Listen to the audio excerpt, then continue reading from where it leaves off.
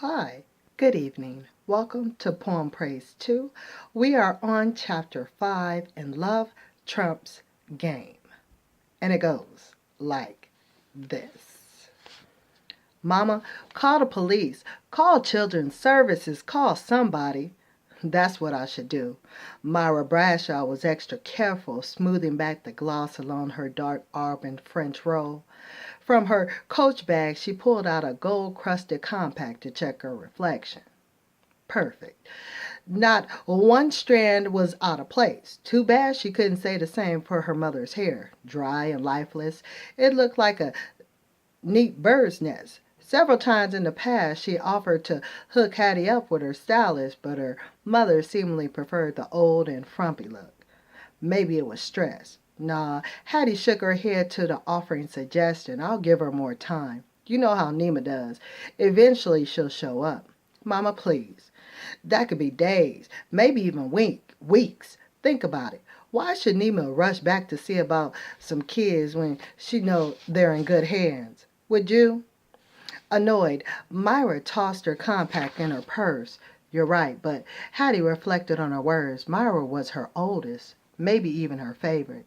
As much as she hated to admit the woman was right, Nima was taking advantage of the situation. Still, she didn't see how turning Nita and Brandon over to Child Protective Services would teach Nima much of a lesson. If anything, it might further traumatize the kids. It's bad enough their mama left them. Take some police officer or social worker coming and taking them away from here. I couldn't do that.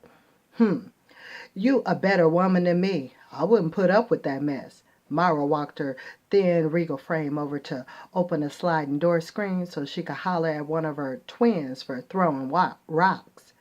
If it wasn't so darn hot out, she'd go out and shake some sense into that child. She knew better. Val, don't make me tell you again, leave them rocks alone. Besides, she couldn't risk getting dirt on her white linen two-piece outfit. Every other Sunday, Myra gathered up her 3 children and took the hour-and-a-half drive down from the high desert of Victorville to her mother's house. Valina and Kalina, her 6-year-old twins, still looked forward to seeing their grandmother, but not 8-year-old Trayvon, who preferred staying at home with his video games. On this visit, it was only her and the twins. Where's Trey? Hattie didn't look up from stirring a pitcher of grape Kool-Aid. Myra took a deep breath, thinking about that boy. At home with his father in front of the PlayStation 3. You know how those two love playing video games. There have been times in the past when her husband Glenn had made the trip with her, but lately, the burden of being a top oncologist with a large hospital in Rancho Cucamonga had taken care of that. Glenn refused to do long drives on his days off. It's called abandonment. I still say call the police and let them deal with her kids. That should teach Nima a lesson. Myra fanned herself. Though she lived in a hot climate herself, she had access to central air, which she utilized. However, Hattie's house was old and wasn't blessed with such. How the kids could stand being outside in all that heat was a mystery. Myra, you know, I wouldn't do that. Mama, why not? Stop letting Nima take advantage of you like this. How long have you had the kids this time? Since yesterday. At her stove, Hattie removed the top from her pot of beef stew. She stirred the heavily smelling brew with a large wooden spoon before tasting it. Perfect. Another 20 minutes should do it. Laughter from her 4 grandchildren playing in the backyard gave her a warm, cozy feeling, but that was short-lived. I tried calling her apartment, but either she's not there or won't answer. She slid on an oven mitt, opened her oven and pulled out her skillet of jalapeno cornbread and set on top of the stove. You try her cell phone? Myra asked, checking the makeup on her honey complexion for the umpteenth time. Her need to feel and look glamorous never stopped. Tried that too. Nita said her mama had a new cell phone, but I guess she forgot to tell the kids her new number. Guess she forgot to tell me also. Like hell she did. She should be ashamed of herself dumping her kids off on you like this. You know it won't stop till you put your foot down. Hattie snorted. My foot was down when she dumped them off yesterday. Sometimes Hattie felt weak, like She had to endure nonsense to make it to forgiveness.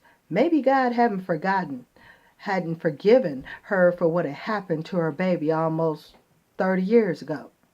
I feel sorry for you, Mama, I really do. Myra shook her head. How come Glenn didn't drive down with you? Hattie's attempt to change the subject was thin. Sunday dinner was almost done. Normally, she looked forward to Sunday dinners with her immediate family. But this thing with Neva was weighing heavily on her mind. Nema loved her two children, at least that's what Hattie wanted to believe. How was it that she could run off and leave them for days at a time and not even call to check on them? The thought nagged at Hattie, making her feel exhausted. The sooner she could get everybody fed, packed off, and headed back to their own space, the sooner she can get off her feet and relax. I miss when Glenn used to come with you. Yeah, well, you know how it is being married to a doctor, Mama. Myra was talking, but her mind was really on her dog, Princess. She was worried about whether Glenn would remember to feed her.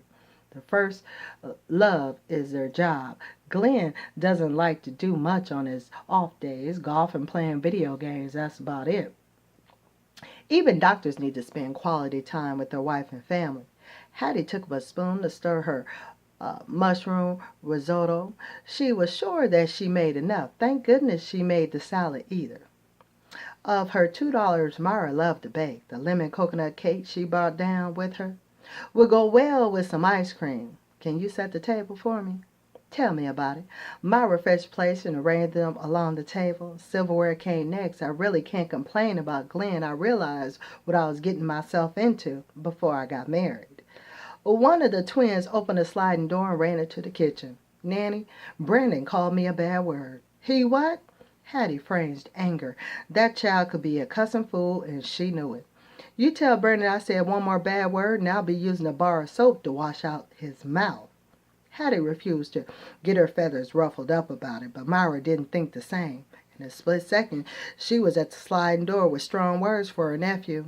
Brandon, if I hear one more complaint about you, I will come out there with a belt. Wait a minute. Let's try that line again.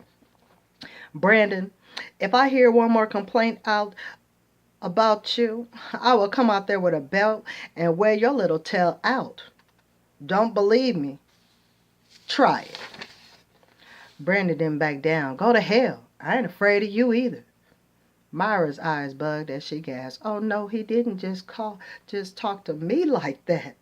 Oh, hell no. Let me find a belt for his behind. Myra, please. Hattie stopped her. He's showing out for his cousins. Granted, the boy had no business talking to his aunt that way, but the last thing Hattie needed was Myra beating on him.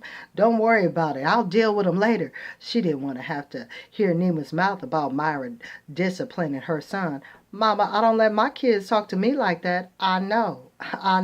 Hattie gave her a pleading look. The boy is going through something right now. That's why he's acting out. Don't worry. Let me get to the bottom of it. Oh, he's going to be going through something when I get finished with this behind talking to me like that.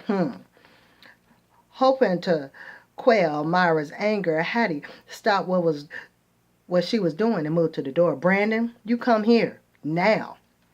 The boy stood stubbornly rooted for what? Hattie gave him the look she used to use on her own kids when they were younger. Myra and Nema Jean were her only two, but not her first child. God was still punishing her for what had happened to her first child.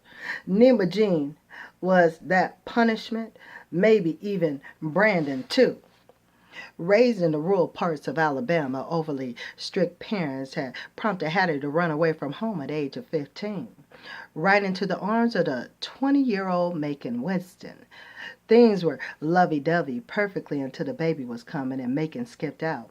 Hattie still remembered how hard it was to crawl back home to her parents, all the while hiding her pregnancy. Sometimes babies come with or without doctors, and when her time came, Hattie found herself outside in the barn at the rear of her parents' house, alone and scared, giving birth to a baby boy that she quickly left on a nest of warm hay. Terrified of her parents finding out, she had hurried to the house to clean herself up and dispose of any evidence. Once her parents were asleep for the night, Hattie tiptoed back down the stairs and out the back door to go check on the baby, her son. But the child was no longer breathing. Panic filled her heart, and she tried taking the infant up and gently shaking him to prompt breathing that wouldn't start back. Now, after hiding the stiff infant under the hay, Hattie had waited a day later to place the lifeless little body in a shoebox and dig a grave for him at the rear of the barn. She had the good sense to pile on heavy rocks to keep the dogs from digging her misfortune up. It was her secret, hers and God's. A secret that dropped so deep into her soul that it made a sound as hard as a drop hitting water for the first time. She couldn't tell one soul about her dead son, but God hadn't forgotten. Surely he hadn't. That's why God was putting so many trials in front of her, like that hard-headed Brandon. Brandon, I said bring your behind here now, boy, and don't make me come get you. The two women watched Brandon stomp towards the house, and Hattie snatched the screen back and ordered him inside. You apologize to your aunt. The boy was as stubborn as two mules on meds. Forget getting to the bottom. Let's paddle his bottom. Myra, no.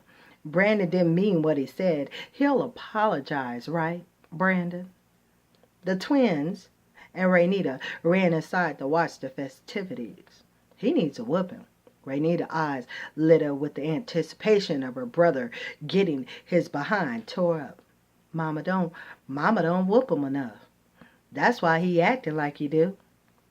They all waited for Brandon's apology. Apologize, Brandon. Brandon's face was one big frown.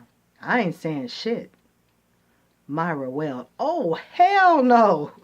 I need a belt or a switch. Somebody go give me a belt. I'll get it. Raynita sprinted to the bedroom, obviously happy to oblige. Hattie had to stop the girl. Nita, no. There'll be no ass beating today. Not now. Nanny, one of the twins squealed and giggled. You said a bad word too. And that completes chapter 5. So stay tuned. What's going on in Love Trump's Game for chapter 6. Okay? So I certainly hope that you're enjoying Love Trump's Game.